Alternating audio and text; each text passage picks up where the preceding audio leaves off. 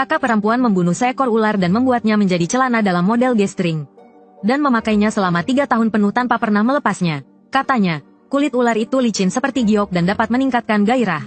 Setelah memakai celana dalam kulit ular, pria manapun pasti akan tergila-gila padanya. Benar saja, di malam kakakku memakai celana dalam kulit ular itu.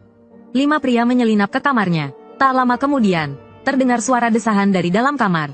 Aku pikir kakakku akan kewalahan. Tapi sepanjang malam, kamarnya dipenuhi suara desahan yang memalukan. Bahkan, semakin keras kakakku mendesah, semakin bersemangat para pria itu. Mereka hampir gila mencium celana dalam kakakku. Sesekali mengeluarkan suara-suara yang tak terlukiskan. Inger, celana dalammu harum sekali. Terutama saat disentuh, licin dan lembut. Seperti kulit asli. Aku ingin mabuk kepayang denganmu setiap hari. Hingga mati. Semakin tergila-gila para pria, semakin liar kakakku. Bibir mungilnya yang menggoda terbuka sedikit. Berbisik di telinga pria itu. Baiklah. Kalau begitu kalian datanglah setiap malam. Untuk memuaskanku. Bagaimana? Kata-kata kakakku membuatku tersipu malu. Aku tak tahan lagi mendengarnya. Lalu menarik selimut menutupi kepalaku. Entah berapa lama, aku pun tertidur. Keesokan paginya, ke kamar kakakku. Datang lagi sekelompok pria yang tak sabar. Para pria ini berada di kamar kakakku. Cukup lama sebelum akhirnya keluar. Dan setelah keluar, mereka semua tampak segar dan puas. Sesuai permintaan ibu, aku menunggu di depan pintu sambil membawa makanan. Aku baru masuk setelah para pria di kamar kakakku keluar.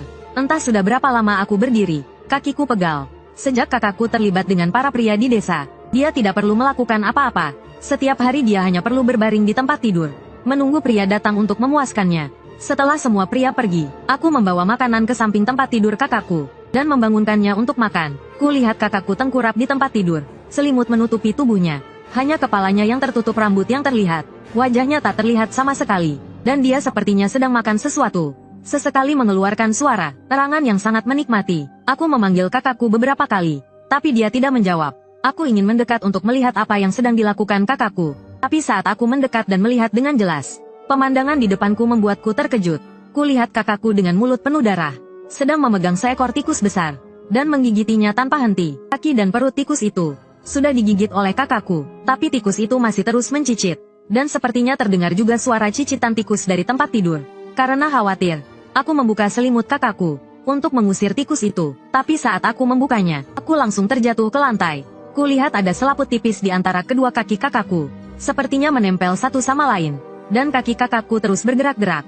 Seperti ular. Tindakanku membuka selimut mengejutkan kakakku. Wajahnya yang memerah langsung berubah pucat saat melihatku. Dia langsung memasang wajah marah. Dasar jalang, siapa yang menyuruhmu masuk? Kamarku hanya untuk pria, cepat keluar. Aku tergagap karena takut pada kakakku. Aku tidak bisa berkata-kata, tapi melihat kakinya yang aneh. Aku tak bisa menahan diri untuk bertanya, Kak, apa kakimu sakit? Pertanyaanku membuat kakakku marah. Dia melemparkan makanan yang kubawa ke arahku. Dia memaki-makiku. Kau pasti iri karena tidak punya pria, kan?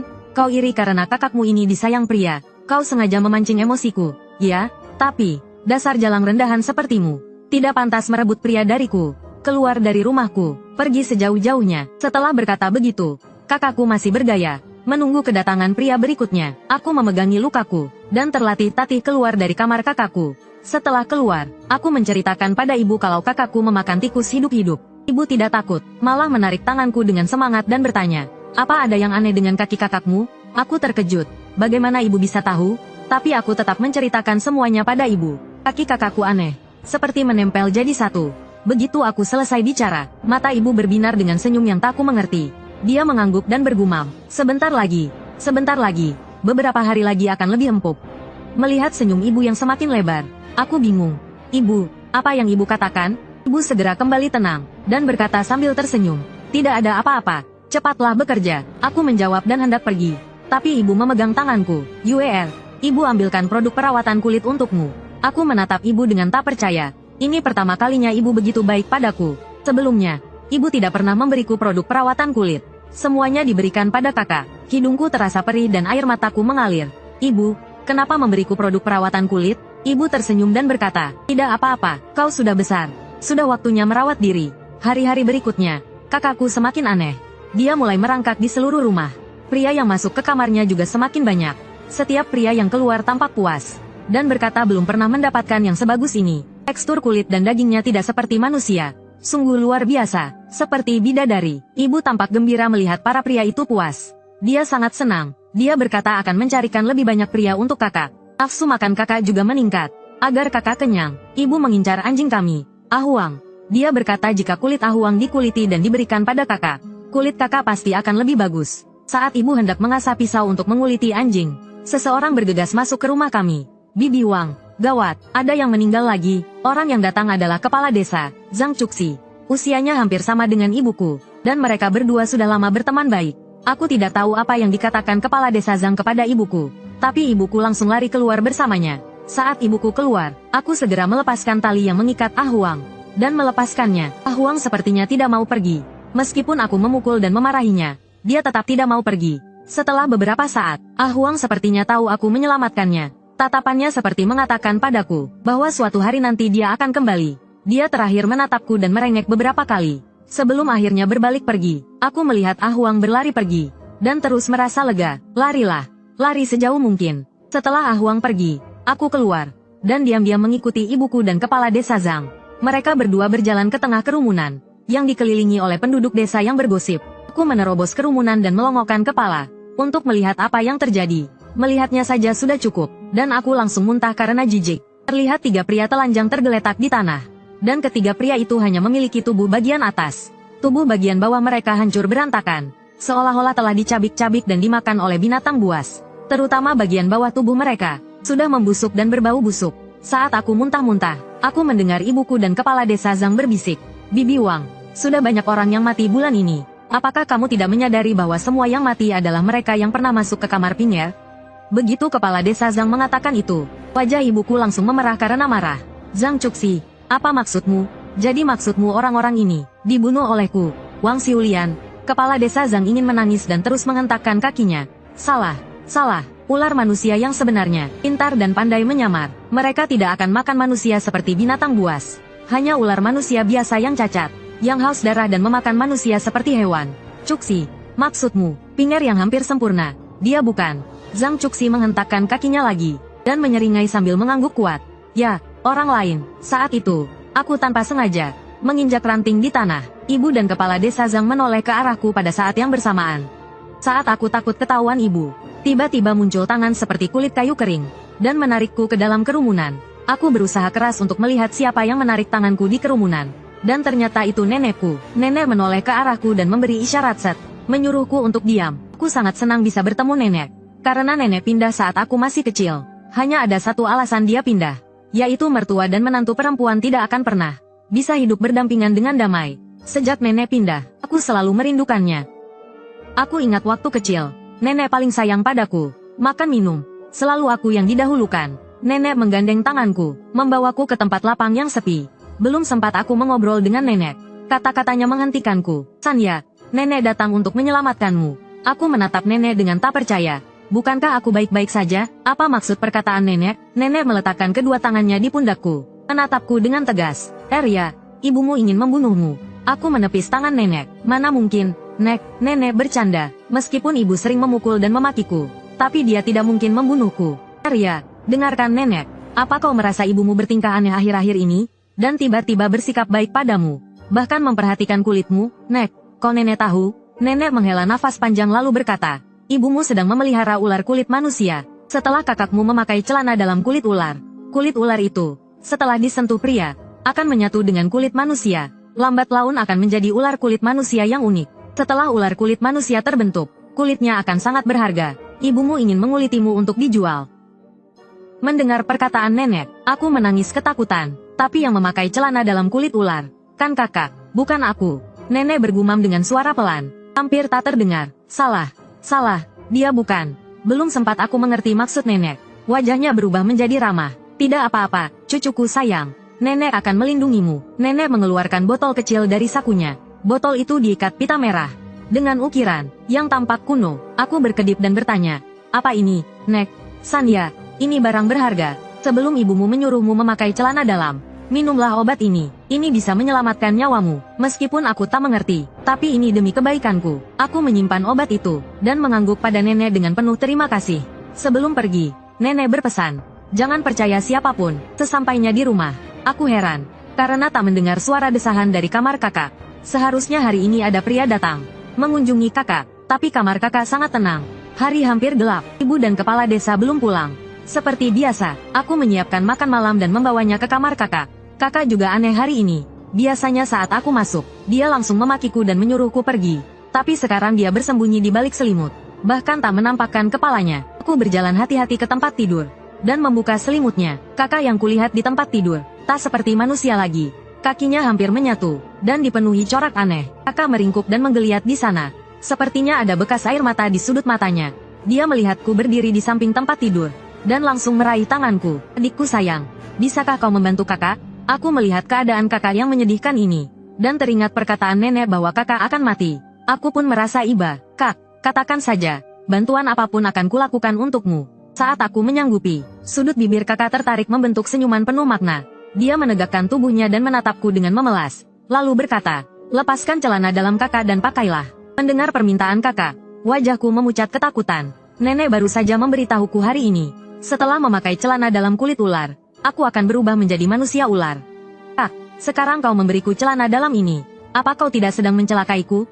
Kak, ini buatan ibu untukmu. Aku tidak bisa menerimanya. Aku memalingkan wajah, menghindari tatapan kakak. Aku tidak berani mengiyakan permintaan ini. Kakak menjulurkan lehernya, mendekatkan wajahnya ke bahuku, meniupkan napas hangatnya ke telingaku dan melanjutkan. Apa kau tidak ingin seperti kakak? Makan enak, minum enak, dan setiap malam ada pria yang menyayangimu? Aku mengangguk ketakutan, lalu menggelengkan kepala dengan panik. Aku memang iri melihat kakak hidup begitu enak. Setiap hari tidak perlu bekerja dan ada pria yang mencintainya. Tapi aku juga takut seperti yang dikatakan nenek, bahwa aku akan mati. Melihatku menggelengkan kepala dengan keras, wajah kakak langsung berubah. Matanya menjadi merah darah. Bukankah kau tadi bilang akan menuruti semua permintaanku? Permintaan kecil ini saja kau tidak bisa penuhi? Aku ketakutan dan mundur beberapa langkah. Kakak sepertinya tidak berniat melepaskanku. Dia membungkuk dan menggeliat-geliatkan tubuh bagian bawahnya, membuka mulutnya lebar-lebar ke arahku, dan merayap mendekatiku perlahan-lahan. Aku lari ke pintu, tapi entah sejak kapan pintunya terkunci. Kakak semakin mendekat, tapi aku tidak bisa melarikan diri. Aku berjuang dengan putus asa di pintu. Kakak terus tertawa cekikikan. Saat aku berpikir aku akan mati, pintu terbuka. Terlihat ibu memegang pisau, dan langsung membelah kakak menjadi dua. Sambil menebas kakak, ibu memaki-maki. Aku memberimu makan dan minum yang enak. Kau berani menipuku. Hari ini aku harus menghabisimu. Darah kakak mengalir ke kakiku. Rasa hangat menjalar ke arahku. Kakak menjerit kesakitan. Meskipun kakak biasanya sombong dan angkuh, bagaimanapun dia adalah kakak kandungku. Aku tidak bisa membiarkannya mati seperti ini. Aku merangkak ke kaki ibu, memohon untuk kakak, berharap ibu mau melepaskannya. Tapi saat itu ibu seperti ketagihan menebas. Tidak peduli apapun, meskipun aku berusaha keras mencegahnya, kakak tetap mati di tangan ibu. Dia terbaring di sana, tidak bergerak. Matanya menatapku tajam. Aku menatap pemandangan di depanku dengan ketakutan dan kebingungan. Menangis terseduh-seduh di balik pintu. Saat itu, ibu menghapus darah di tangannya dan berbalik ke arahku. Ye, kakakmu menyuruhmu melakukan apa tadi? Karena takut, aku menangis terengah-engah. Terbata-bata aku berkata, kakak memaksaku memakai celana dalamnya. Mendengar kata-kataku, ibu tersenyum sinis. Tentu saja kau harus memakai celana dalam yang kubuat untukmu. Jenazah kakak dibawa keluar oleh orang suruhan kepala desa Zhang. Dia berkata, makhluk bukan manusia bukan hantu ini. Lebih baik mati saja. Malam itu juga, ibu dan kepala desa Zhang memanggil dukun paling terkenal di desa. Dukun itu berwajah tampan, mengenakan pakaian putih, dot dan memegang tasbih berwarna merah darah. Namun, matanya ditutupi kain putih. Sepertinya dia buta. Dia berdiri di samping tempat tidurku, terus memutar tasbih di tangannya. Sepertinya sedang memikirkan sesuatu. Beberapa saat kemudian, dukun itu perlahan membuka mulutnya. Sudah dipastikan, ibu dan kepala desa Zhang berkata bersamaan. Wajah mereka tersenyum lebar. Sepertinya mereka mengetahui kabar gembira yang luar biasa. Dukun King San, kau sungguh dewa hidup. Ibu menangkupkan kedua tangannya, terus membungkuk pada dukun berpakaian putih itu. Kemudian, ibu dan kepala desa Zhang melirikku dengan penuh arti, lalu berbalik dan bertanya dengan hormat pada dukun. Apakah kita harus menyiapkan pesta 100 pria untuk menyegarkan Yin? Dukun itu berdeham, lalu menatap ibu dan kepala desa Zhang dan berkata, kalian keluar dulu. Aku ada beberapa hal yang ingin kutanyakan pada gadis ini. Ibu dan kepala desa Zhang bergegas keluar. Aku menatap dukun bermata tertutup di depanku, ingin memastikan apakah dia benar-benar buta. Aku melambaikan tanganku di depannya. Tak disangka, dia tiba-tiba berkata, meskipun aku tidak bisa melihat, aku bisa merasakannya. Aku menarik tanganku dengan sedikit malu. Tersenyum canggung, Nona muda, tadi ibumu ada di sini, jadi aku tidak bisa banyak bicara. Tapi aku merasakan kamarmu selalu diselimuti. Aura orang mati. Apakah kau baru-baru ini menerima barang yang tidak bersih? Barang yang tidak bersih? Aku berpikir dalam hati. Selain botol obat kecil pemberian nenek, aku tidak menerima barang apapun. Tapi aku tidak mengenal dan tidak mempercayai dukun di depanku ini. Tadi dia sepertinya sedang merencanakan sesuatu dengan ibu. Sekarang dia berpura-pura peduli padaku.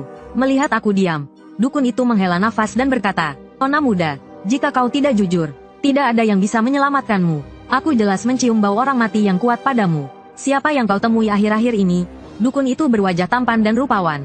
Tak disangka, pertanyaannya begitu mendesak. Sudahlah, jika kau tidak mau mengatakannya, aku tidak akan bertanya lagi. Tapi aku tetap harus memperingatkanmu. Jangan percaya siapapun di sekitarmu. Setelah mengatakan itu, dukun muda itu mengeluarkan cermin perunggu dari lengan bajunya dan memberikannya padaku. Dari lengan bajunya yang panjang, ia mengeluarkan cermin perunggu dan memberikannya kepadaku. Orang yang memberimu ini kemungkinan besar sudah mati.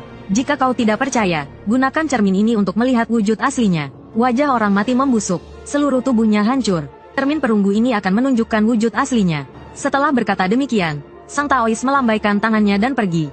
Keesokan paginya, aku baru saja membuka pintu kamarku dan melihat halaman penuh dengan pria-pria terkuat di desa. Para pria itu hanya menutupi bagian intim mereka dengan kain. Bagian tubuh lainnya terbuka. Aku belum pernah melihat pemandangan seperti ini. Wajahku memerah karena malu. Aku ingin melewati para pria ini dan bertanya pada ibuku, apa yang terjadi hari ini? Kakak sudah meninggal. Kenapa? Masih banyak pria di sini? Baru beberapa langkah, seorang pria yang tersenyum menarik lenganku. Dia terus mengusap bagian bawah tubuhku. Nanti, kakak akan memanjakanmu, katanya sambil menyeringai, memperlihatkan gigi kuningnya. Aku ketakutan dan melepaskan tangannya, lalu berlari ke halaman belakang untuk bersembunyi. Sesampainya di halaman belakang, aku mendengar suara aneh. Aku mengikuti suara itu. Aku menemukan suara itu berasal dari gudang kayu di halaman belakang. Aku diam-diam membuka pintu gudang dan melihat ibu duduk membelakangiku. Dia sepertinya merasakan kedatanganku dan tiba-tiba menoleh, tersenyum paksa padaku.